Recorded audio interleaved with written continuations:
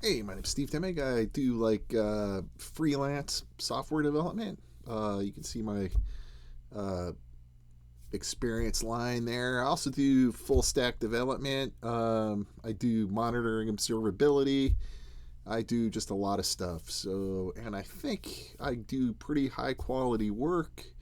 I struggle to get gigs sometimes. I don't know why that is, but it's just the way it is.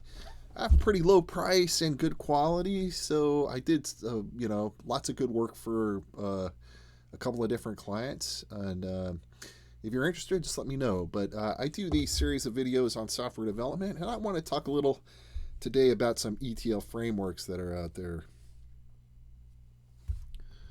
All right, so these are kind of the approaches I've used in several projects along the way.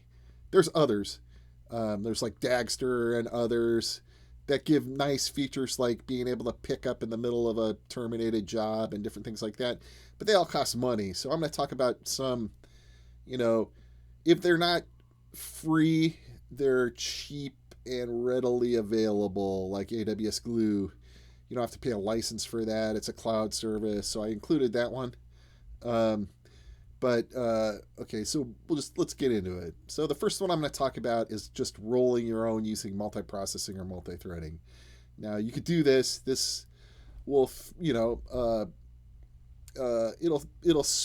it'll make your ETL frame or ETL job so it's not single threaded, and you don't have these, horrible run times like I've seen. I had a gig where the guy's ETL process was running for 9 days, literally. It's running for 9 days. Um, we were able to get that down to about 7 hours. I still could have got it more, but he wasn't, he didn't want to put that much effort into it or spend that much money on it. So getting it to 7 hours using multi processing on the existing code base was a good approach rather than trying to fit it all into a new ETL framework, which would have been difficult for him to understand, number one, and it would have required a little more time. But we would have probably got it down to 3 hours. That was my estimate. Um, so, but so the positives are it's simple and straightforward. You can look up online. There's all kinds of documentation on it. There's there's a lot of it. So you got a high degree of control. You can control how many threads or processes you spawn. You have complete control over all that stuff. Now the negatives are that you have to write your own error handling and retry logic, so that you can't just at a decorator level say, hey, if you fail, retry 5 times. You got to write all that yourself. There's no external traceability, like there's no UI that's showing you jobs that have failed in the past or jobs that are running or anything like that. There's nothing like that. You pretty much have to do it through logs. There's no helpful extractions like DAGs or graphs or anything like that. So you just have to write your own code and make sure that it works within a multi-processing or multi-threaded setup. The second one I want to talk just real quick about is AWS Glue. That is a cloud service in AWS, obviously. It basically it's like kind of like it's a graphical way of putting together your a big data service, but you have to end up writing code in the various pieces, and it usually boils down into being PySpark. So you have to pretty much know PySpark to get AWS Glue to work well. It does have very nice abstractions like crawlers and the way that you can do data transformations in tables by just the definition. It's really cool. It works out really well. It's got pretty good external visibility. You can see jobs that failed, where they kind of failed. You got to look at PySpark logs to do that, and it's like a black magic to figure out where your PySpark program actually failed. Um, Negatives are the expense, right? So anything AWS, you're going to get charged, and you're going to get charged quite a bit. You think, oh yeah, the cloud, it's cheap, it's free. No, it's not. You're going to get charged, and it's going to be a lot of money you're going to get charged. Another thing is PySpark is weird and quirky. I mean, it's powerful. It's got data frames, kind of. It's got like three or four different, no man, there's probably four or five different ways of doing things within PySpark to pass data between, different jobs or tasks. And there are, so you have to figure out one of them that works. It's hard online and ambiguous. Sometimes you're looking at it and you start using one and it's really not the one you should be using, and it causes a lot of difficulty. Um, uh, so those are the negatives. Apache Airflow is, got powerful batch capabilities. If you have a bunch of like Spark or PySpark jobs out there and you're running them, it's a good choice. Like if you're on a bare metal system or a VM and you have control over it, and it works pretty well. It's got a good user interface and decent primitives. I don't, it's my least favorite of the following three, but all the following three could all do the same thing. Where you're, as far as like your Python interface to your code, being able to define a ETL pipeline, a data pipeline, or an ETL pipeline. You could do that with Apache Airflow, and the interface is really nice. It's pretty cool. But the thing is, it's really complex and heavy, man. So like sticking it in a Docker container, you're gonna spend 90% of your time figuring out how to get Apache into the container rather than how to deploy your app, which is going to be the remaining 10% because it's going to be so hard to do. I mean, you could do it, but you're going to have a lot of containers. You're going to have just a highly complex system when you're done just to be able to use Apache Airflow. And most of the projects I've been working on, that's just too complicated. It's just too much. So the following two are the ones I've been using the most. All right. Initially started using Bonobo, which I love the abstractions in it. So I probably stayed on Bonobo a little too long because I love the way the graphs and DAGs are defined and the way you can do things in parallel with it. It's freaking awesome. It's the best I've seen because it's based on actual directed acyclic graphs. It's based on math. So it's more, to me, it makes more sense. And so I really like them. And it's lightweight. It's way lighter weight than AWS Glue or Apache Airflow. But it's got more abstractions than, say, just doing multi-threading or multi-processing on your own. So it's like in the middle ground. But the problem with it is it's stuck on Python 9.3 and it's just, or 3.9, not 9.3, 3.9. It's way too old now. There's just a lot of stuff happening with 3.12, and you don't want to be stuck back there at 3.9. You don't want to force your clients to take something that's got code that requires 3.9. It's past the point of no return pretty much. So it was time for me to move on. It also has no real user interface or external visibility. You have to do it through logs. It's got pretty good logging, but it's got no user interface. So what I did some research, and the one I've switched to lately, and I'm really pleased with it. So I wanted to do this video. It's called Prefect. So that's lightweight. It's got decent abstractions, not quite as good as Bonobo, but decent. They're pretty good. It supports Python 3.12, and it's got a nice UI that you would easily get to run in the containers you ship or use for development. So I really like it. So that's the one I'm switching to, and that's the one I'm using in my EPA framework. So my ETL plugin architecture, which is now it's good. It's I'll show you a picture.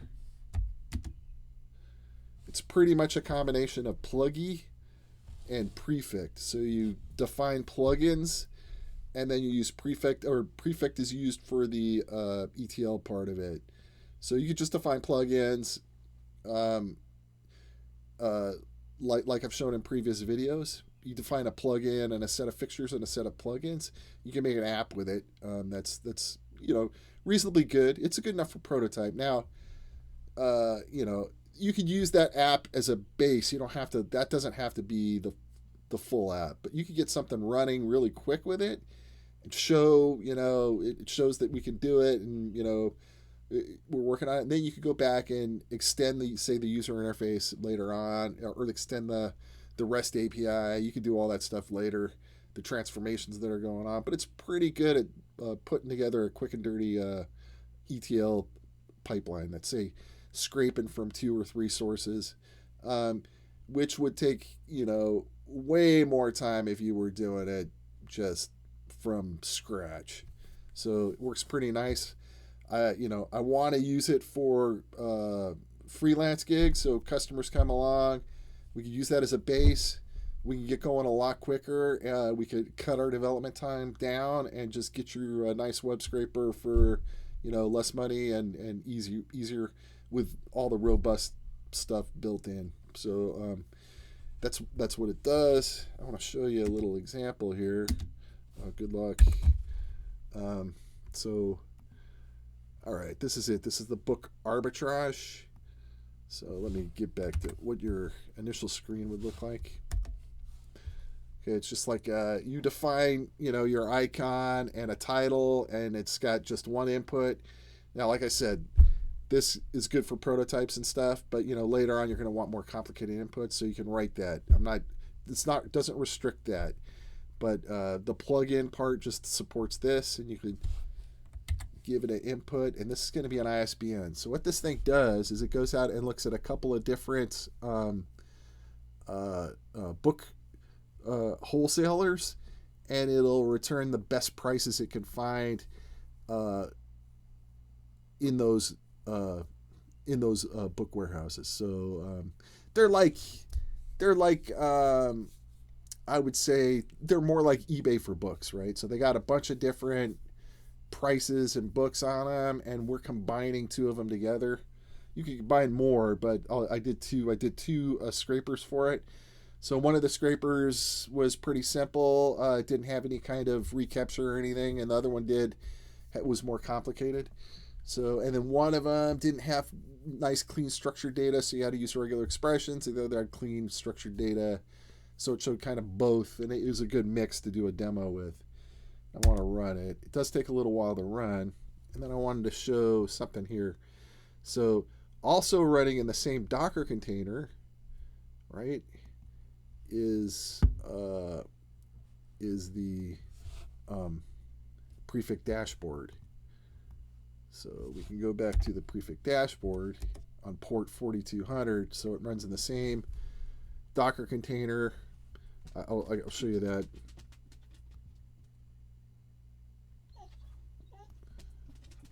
Okay, so in our Docker compose file, no, our Docker file. It's going to be our Docker file on the back end.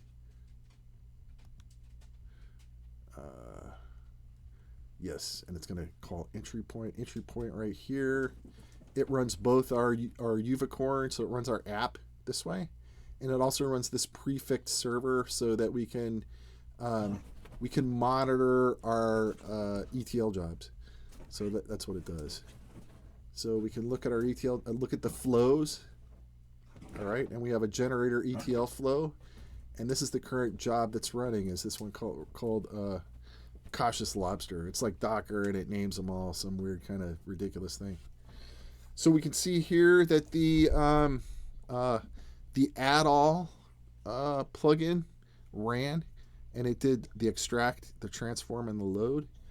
Now, for some reason, the Bookfinder just ran as well. So Bookfinder finished, right? And it ran the extract, transform, and load.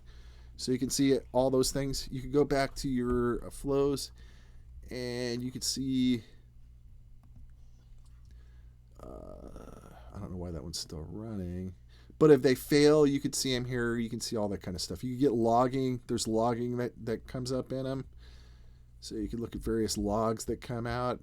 It's very nice. I really like it. So this is part of the package. So as part of the package, of the EPA framework, you also get this, right? So you get this UI. You connect to port 4200, and you can monitor your tasks and see what's going on with them. You go back. You can see this ran, and it combined the book finders and the add-alls, and we sort by lowest price. It turns out that this particular site, this probably, yeah, I can see it. 938 is the lowest price. So yeah, we can click on those things and we could see them, that it's going to come up. Yeah, this one, if you click on it, it sticks it in your cart. So the Blood Meridian is down further. It should be our last one. Yeah, we stuck Blood Meridian in there. This is the one we actually, oh wait, it's this one, the 1013. Yeah, 1013 was the total price. This was the one that showed up in the list. 1013 right here. So you can see how it works. It's kind of a contrived example, but it's pretty close to a lot of gigs I've seen out there. There's the gigs all have a little more or freelance gigs all have a little more added complexity to it, but it's pretty close, and it's a good example of how things work. But yeah, again, I wanted to show that, and it's the old architecture. Yeah, here's the new one. New one uses, like I said, prefect and pluggy. Works really well. I'm really happy with it. So drum up some business and hope to see everybody around. And like I said, good luck. Good luck with all your freelance or your jobs out there, and hope you find somebody good. See you later. Bye.